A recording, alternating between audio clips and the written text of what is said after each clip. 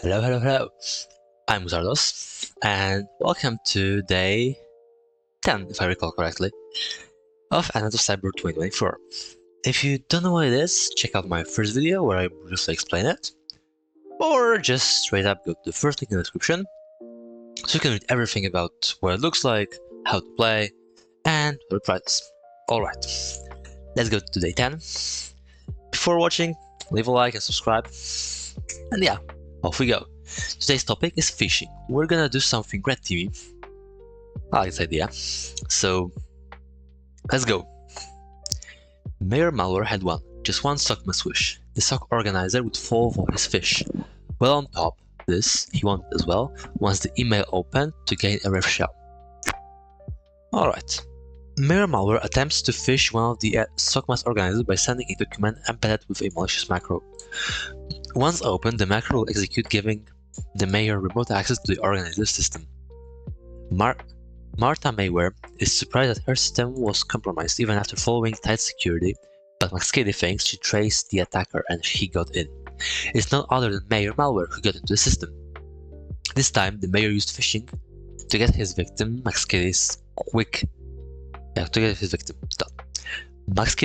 incident response prevented significant damage. In this task, you'll run a security assessment against Martha Mayware.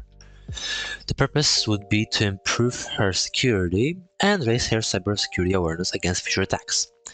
Glitch is still concerned about any phishing attacks on Martha Mayware and advised Maxkady to run a phishing exercise on her to verify whether she is vigilant about these attacks. Alright, so today we're going to learn how phishing works, how macros can be abused, and how to carry out a phishing attack with macro. That's a pretty cool topic. I mean, like, something that could really get abused in a real life situation. Maybe not with present antivirus software, but if someone doesn't run one, then this kind of macro can be executed, and yeah, with a bit of tampering and playing some shellcode, like in the previous one, we could evade antivirus and get ourselves shell. Alright, enough with this off top, let's go. Security is as strong as the weakest link. Many would argue that humans are the weakest link in the security chain. Is it easier to exploit a patch system behind a firewall or to convince a user to open an important document? Hence, human hacking is usually the easiest to accomplish and falls under social engineering. Phishing is a play of words. Phishing, however, the attacker is not after seafood. Phishing works by sending a bait to a usually large group of target users. Furthermore, the attacker often crafts their message with a sense of urgency, prompting target users to take immediate action without thinking critically, increasing the chance of success. The purpose is to steal personal information or install malware, usually by convincing the target user to fill out a form, open a file, or click a link. One might get an email out of nowhere claiming that they are being charged a hefty sum and that they should check the details in the attached file or URL. The attacker just needs to have their target users open the malicious file or view the malicious link. This can trigger a specific action that will give the attacker control over your system. The needs of Microsoft Office users can be vastly different. There is no way a default installation would cater all of these needs. In particular, some will find themselves repeating the same tasks, such as formatting and inserting tasks or performing calculations. Consider the example of number to words conversion, where numbers just 157 needs to be expressed as 1337. It would take us hours to finish and have hundreds of numbers to convert, hence there is a need for an automated solution to save time and reduce manual effort. In computing, a macro refers to a set of program instructions designed to automate repetitive tasks. MS Word, among others, MS Office products supports adding macros to documents. In many cases, these macros can be a tremendous time-saving feature. However, in cybersecurity, these automated programs can be hijacked for malicious purposes. To add a macro to an MS Word document, for instance, we can click on the View menu and then select Macros as pointed by 1 and 2 in screenshot below. Go to View, Macros. We should specify the name of the macro and specify what we want to save it in our current document, as indicated by 3 and 4. Finally, we can click Create button. So here is my macro, and create. Let's explore one way the attacker could have created an MS Word document with embedded macro to gain access to Marta's system. In his plans, Mayor malware needs to create a document with malicious macro. Upon opening the document, the macro will execute a payload and connect to Mayor's machine, giving him remote control. Consequently, the Mayor needs to ensure that he is listening for incoming connections on his machine before emailing the malicious document to Marta Mayor. By executing the macro, the Mayor gains remote access to Marta's system through a reverse shell, allowing him to execute commands and control her machine remotely. These steps are as follows. Create the document with macro, then start listening. Email the document and wait for user to open it, then it connects to our system and we control the user system. You might wonder why you don't set the malicious macros so that you can connect to target system directly instead of the other way around. The reason is when target system is behind a firewall or has a private IP address, you cannot reach it and hence cannot connect to it. Alright, so there we go. We need to start the machine. Let's click it. Yay, it finally starts. And now we will need to have attack box. I have my deployed Kali virtual machine, so I'm just gonna open terminal. I feel like this task might need some sort of additional files, so I'm just gonna go to my folder for AOC 2024, make directory 10, cd10. We can just go to 10 and yeah.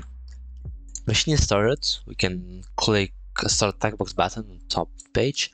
The attack box machine will start in split screen view. Alright, we don't need anything else. We need to create document. Alright, so attacker system. On the attack box, you need to carry out two steps. Create document with an embedded malicious macro and listen for incoming connection. Alright, so we start with creating the malicious document.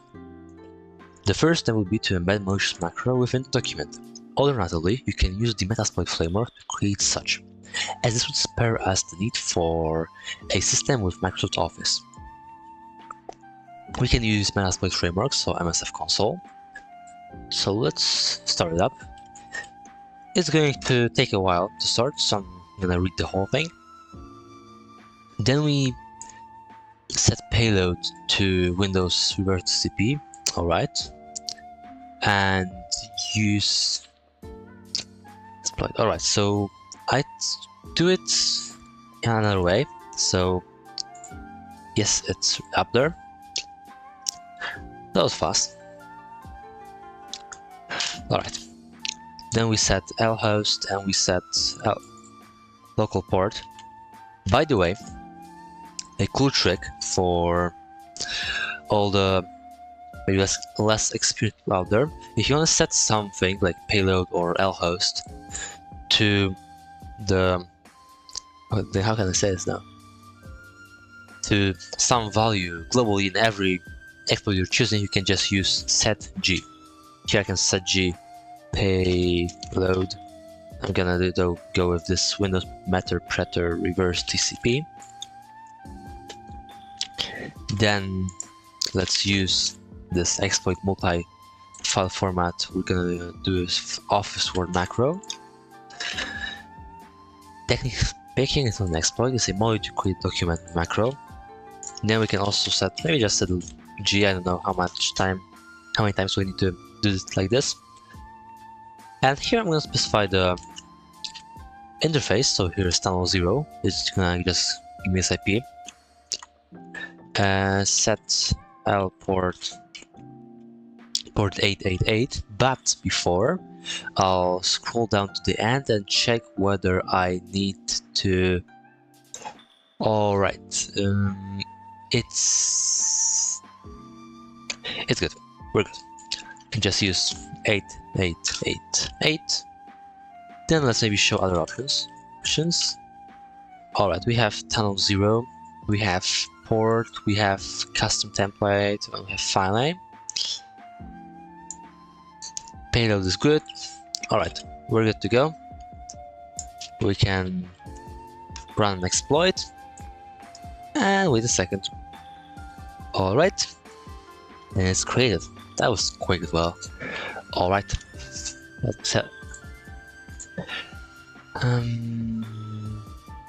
What then? As you can see, the Word document of the embedded macro was created and stored in /root/ yes, so it's probably in our here, so it'd be home wizardos MSF4 local.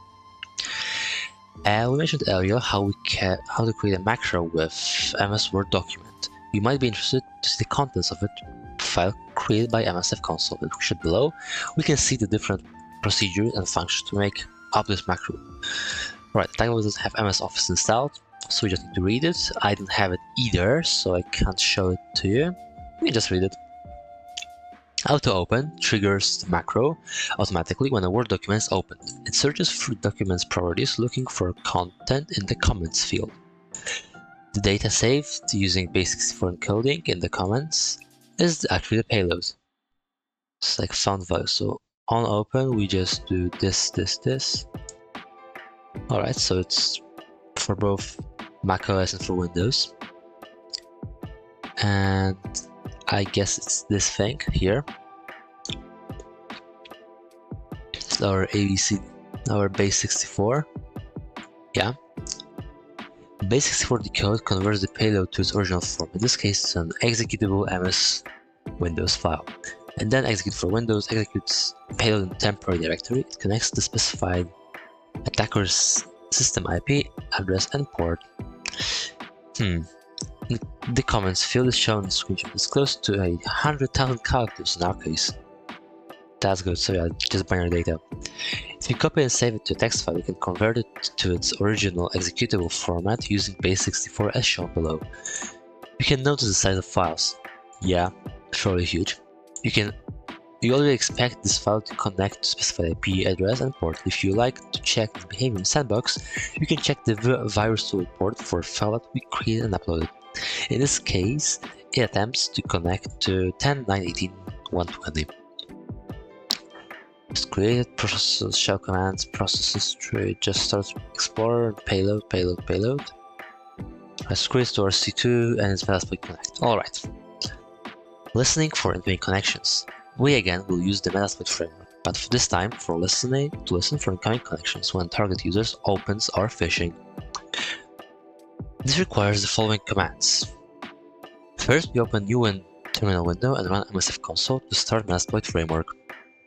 Then we use multi-handler to handle connections, so it's pretty much similar thing to Netcat. Right, so let's we have MSF console running still, so let's go use multi-handler. Alright, we're good.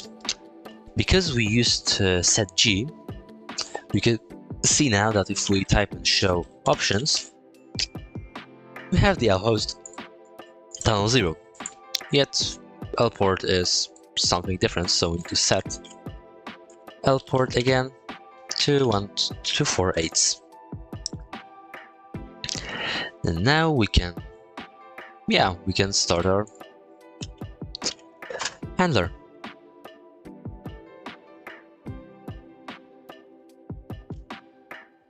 And now the moment of truth. Will it work? Yes, it works. Alright.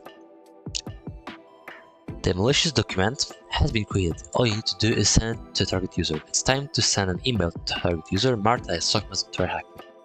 Mayor Malware has prepared the following credentials. Notice how Mayor Malware uses a domain name that looks similar to target's user. So here is SOCMAS, but here we have SOCNAS. That's typo squatting, exactly. Where attackers create domains names that are nearly identical to legitimate ones in order to trick victims. There was this one interesting case where they used the Cyrillic A in a link rather than the typical Latin A. So this is the Latin A, and the Cyrillic A was like this and here. So some weird A, and even though you read it the same and you probably would not notice it, it's still referred to a different domain. I'd have to find this one day, maybe I'll link it if I figure where it is. But yeah, coming back. On the attack box, start web browser and head to HTTP. This, alright, that's probably our IP address that we have from our machine. Go to main, yeah, it's just gonna wait a second.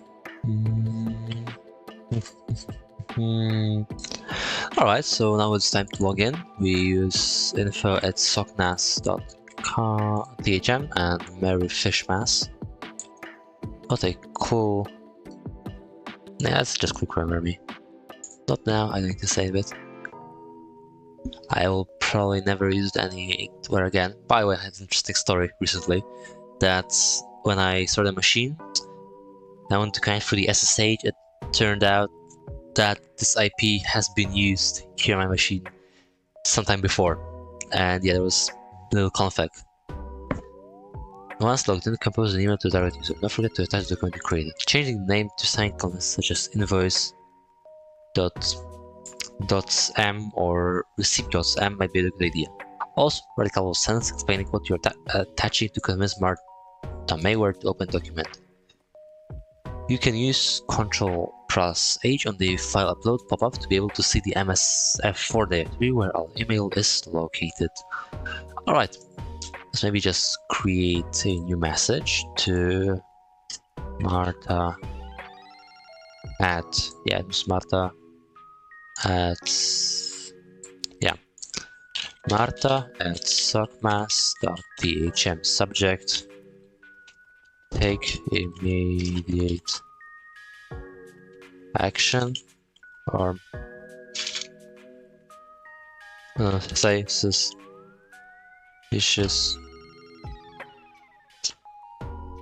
activity on your computer.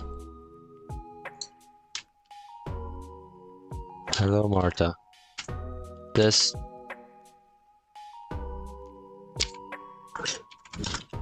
we've yeah, maybe not looks weird, but we have noticed a strange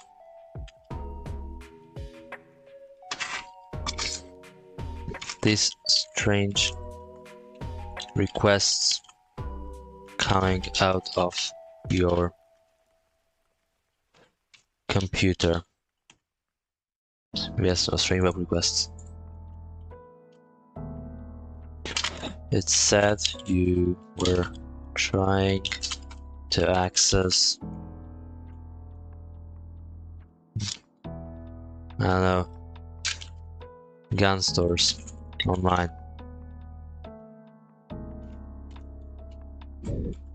Could you please kindly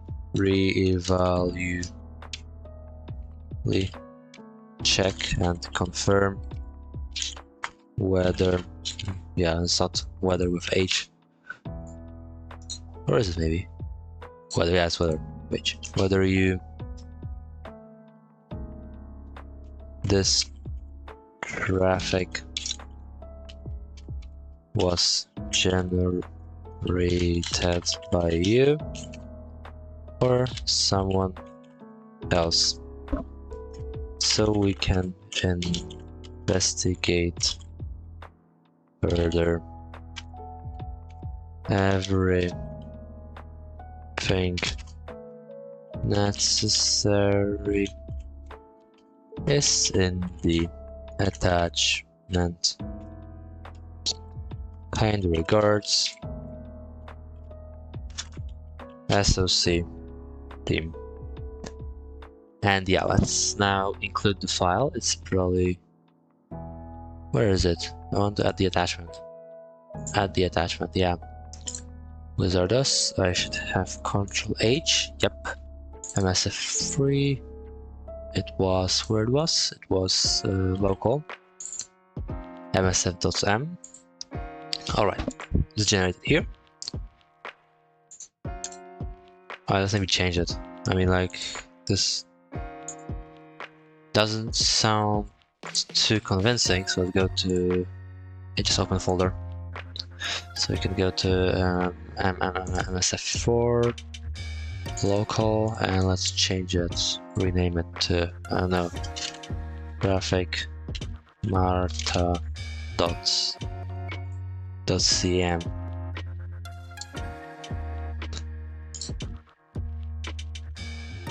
Alright, and I guess that's it. We can send it and we see our IP is running, so I guess we have to wait a bit to get our reverse connection.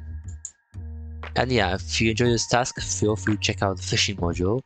I've done a bit of it, and to be honest, I really enjoyed it. It was really cool to learn about all the stuff regarding all the intelligence on phishing, as well as how to detect one, I highly recommend checking that out. There's also plenty of hands-on experience there. And as far as I recall correctly, there were like 2 first rooms free, and then the rest of behind the paywall. Yet from those 2, you can always learn something new. Alright, I'm gonna make waiting for you side with the shoulder, and we're gonna meet when I get the shell. You can just click this complete, and yeah, see when I get the shell. Alright, we got the response. Let's click on Marta to info. Alright, we got thanks for your email. I'm checking the attachment right now. And yes, we got the session. Let's open shell with shell command. We're running as an admin. That's cool. We need to read flag.txt inside admin's desktop. So let's go to cd.//. Now to users /administrator cd desktop and type flag.txt. THM, oh, this time it's THM not AOC. Last time it was AOC, phishing request, something. And yeah, that's about it. Day 10 is finished. I really enjoyed this module. It was cool. I mean, like, I always love red team stuff, so this was ideally what I wanted to do. And yeah, that's pretty about it. Thanks for watching. I hope you enjoyed it. What else? Check out the previous parts if you want to catch up with us. Join us in this amazing week for Christmas. Leave me a like, sub to my channel, and yeah, that's really about it. See you tomorrow.